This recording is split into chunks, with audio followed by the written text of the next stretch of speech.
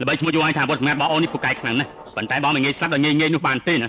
ឈិនចាលៀងឆាប់ដល់លេងបងប្រុសយើងភ្លាមបើសិនជានាងព្រមរៀបការជាមួយនឹងខ្ញុំទាំងបងប្រុសរបស់នាងខ្លាយជាបងថ្លៃរបស់ខ្ញុំហើយអញចូលសពទាំងថ្ងៃហើយហើយយើងតើលោកសង្ឃជួននោះមានរបស់អីដល់ទៅពេលដែលអូនរៀបការជាមួយនឹងបងនេះទៅហើយនោះអូនជាអ្នកស្រីទី1នៅក្នុងស្រុកលាវចៅនេះហើយល្អជាតកូលជួរាប់រយដងទៅទៀតណាឈិនចាលៀង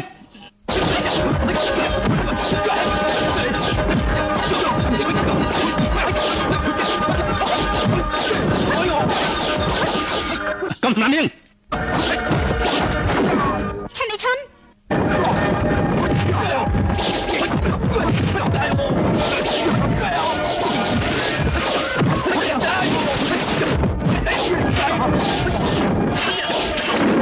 អីឈិនជួយតាសិងឆាប់ទៅតាមរកឆុងប៉ាទៅឲ្យឆាប់ឡើងឈិនចាលៀងបើឯងហ៊ានធ្វើបាបពួកគេយើងនឹងស្លាប់បើឯងមើលជប់តាំងនៅយើងជួយមកឡកុំឲ្យជនពិការទាំងពីរនាក់ចូលមកទៀតណាបាទ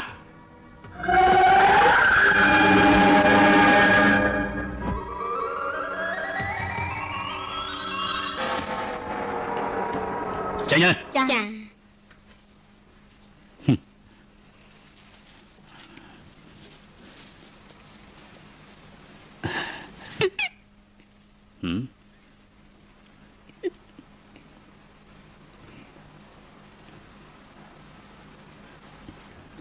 កុំខ្លាចអូនភ័យយាវបងមិនបង្ខំអូនទេបងត្រូវការគឺមួយជីវិតរបស់អូនមិនមែនមួយយប់របស់អូនទេ